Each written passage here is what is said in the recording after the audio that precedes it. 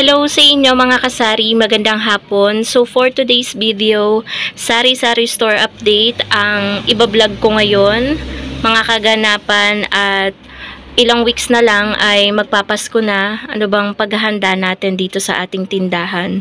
Gaya nga nung nasabi ko doon sa aking vlog, meron 3 produkto ang bumebenta talaga kapag magpapasko at syempre kapag Pasko at bagong taon. Andyan ang soft drinks, alak at sigarilyo. So ano nga pang paghahanda ang aking ginagawa dito mga kasari doon sa 3 items na yon dito sa tindahan. So dito guys sa tindahan hanggat may benta po na laman yung aking benta sa alak, sigarilyo at pati na rin sa soft drinks, tayo po ay unti-unti nang nagre-restock. Kahit hindi naman po karamihan, at least tayo ay nagpo-provide, naghahanda para sa darating na Pasko at bagong taon. Mahalaga kasi yun mga kasari kasi doon lang tayo bumebenta talaga ng medyo malaki-laki. At kapag wala tayo ng mga sigarilyo, alak, tsaka soft drinks, parang nakakahinayang ba kapag may naghanap sa mga panahon na yon tapos wala tayong maibenta. 'Di ba po, sayang mga kasari, nakakahinayang talaga. So ayan, share ko sa inyo, nagdatingan or dumating na yung isang ahente ko ng sigarilyo, kaya tayo ay kumuha. Credit ito doon sa isa, hindi pa dumadating pero doon ay cash ang kukuhanin natin. Doon lang ako sa isang ahente nagka-credit kasi medyo mas mabenta yung mga sigarilyo ko doon sa kabilang ahente.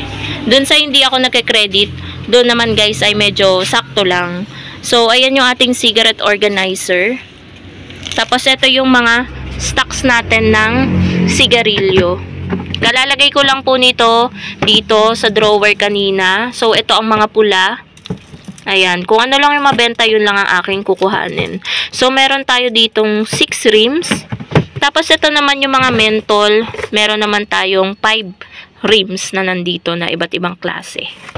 So, ganyan ako guys yung paghahanda ko kasi ang balik ng ahente natin ng sigarilyo is January 8 na po. January 8 na. Today is December 11. So, halos pumapatak guys na 1 month. Halos 1 month silang mawawala. Kaya, ayan, kailangan nating kasi kapag bumili tayo guys sa palengke, minsan iba ang presyo. Mas mahal ng ilang piso, 'di ba? So, maigi na sa ahente pa rin tayo bibili ng mga sigarilyo. Tapos yan guys yung paghahanda ko sa sigarilyo. Sa soft drinks, weekly naman kasi ang dating ng ating ahente ng soft drinks. So meron tayo dyang mga 1.5. So mag-o-order tayo sa Wednesday.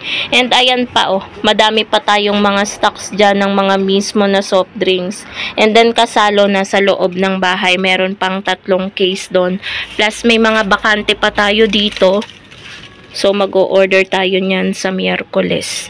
May isang bakante pa nga dyan ng Red Horse, Sa susunod na lang ulit na Monday. Sa susunod na Monday, ang date is December 18. So, pasok pa siya. Pupunta pa yung ahente natin ng alak. So, ayan guys, yung mga narestock natin. Kaka-deliver lang yan ngayon. 3 yung in-order natin. Last week, ito yung aking kinuha sa ahente ko ng alak. Wala pa po yung bawas. Ayan, Red Horse and Grande din yan. Tapos yung nandoon, Red Horse at Grande. So, meron tayong 5 cases dito. Plus yung nandito pa mga kasari. May mga laman po yan lahat. 1, 2, 3, 4, 5, 6, 7, 8. Tapos meron pa din doon sa loob ng bahay. Pasilip ko sa inyo. Ayan. Ayan may mga soft drinks pa tayo dyan. Tsaka alak. Ayun. So, hindi kasi kasya lahat mga kasari sa loob ng tindahan at ayoko ding sobrang sikip para makagalaw tayo ng maayos. Ganyan po yung ginagawa ko mga kasari. Paghahanda ko doon sa 3 items nga na mabenta, ang soft drinks, alak at sigarilyo. Yan po talaga yung nangunguna na mabenta ngayong darating na Kapaskuhan at bagong taon. Kaya po, ayan po yung aking paghahanda. syempre sa mga bote ng soft drinks, lalo sa kasalo, huwag niyo pong kakalimutan na magdeposito sa kahit sino pa man, kahit kapitbahay nyo, kasi kapag tayo po ay namili ng soft drinks, lalong lalo ng kasalo, ay may bayad din po yan, lalo na kapag kulang yung bote. 'Di ba po mga kasari? Binabayaran po natin yan lahat, ultimo pati yung case, yung shell, 'di ba? Binibili natin yan, mas mahal pa nga yung shell kaysa sa deposito ng bote. Tapos sa alak naman, syempre 'di ba may deposito din ang bote ng Red Horse at Grande, 5 piso, 'di ba? Yung iba nga sa ISPA. So don't forget na mag-additional din ng deposito, especially kapag walang dalang bote si customer. Sa ano naman, sa sigarilyo, ayan, ang diskarte ko naman dyan, ang mga pinapautang ko lang ng sigarilyo is yung mga good payer. Hindi po ako nagpapautang ng sigarilyo sa mga hindi ko kakilala, tsaka sa mga sira, alam nyo yun, sa mga makukunat magbayad. Ang mga pinapautang lang dapat natin syempre is yung mga good payer, yung utang nila ay hanggang 1 week lang. Kasi merong mga umuutang dito guys, hanggang Sabado lang. Tapos linggo, o kaya kapag lalagpas ng Sabado, linggo sila nagbabayad. Tapos hindi natagal talaga ng 2 weeks, 3 weeks, 1 month yung utang nila. So ganun guys ang aking diskarte dito sa tindahan. Ayan. Lalong-lalo na dun nga sa 3 items na nabanggit ko sa inyo. So yun lamang po mga kasari ang vlog natin. Ayan. Alam ko hindi karamihan yung stocks ko nung mga items na nabanggit ko sa inyo, pero sasapat na yan kasi iba-iba naman tayo ng ng dagsa ng customer sa tindahan. Dito kasi sa tindahan ko, sakto lang talaga. Yung marami ko, kung ikukumpara sa ibang tindahan, kaunti lang yun sa kanila. Pero tayo, happy pa din sa kung ano yung natatanggap, nare-receive natin dito sa tindahan.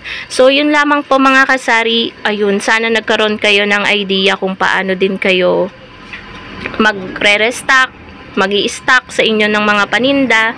Ayun po, ang pinaka-tips ko lang sa inyo kapag may benta na kayo sa sigarilyo, sa alak, sa soft drinks, ipamili nyo po agad. Kasi minsan, kapag kunwari 1 week before magpasko, dyan na nagtataasan yung mga items. Maigi na maaga tayong mamili, pero i-make sure nyo din yung expiration date kung abot pa ba. Kasi baka ang makuha natin is yung malapit ng ma-expired.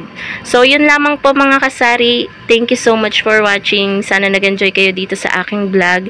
And shoutout pala sa lahat ng nagpapa-shoutout sa aking subscribers, organic viewers, silent viewers, at sa lahat ng aking supporters. Ayan, sa lahat ng hindi nagsasawang sumuporta dito sa aking YouTube channel. Magandang hapon po sa inyong lahat and God bless po. Syempre, happy selling po sa kapwa ko mga tindera. Bye guys!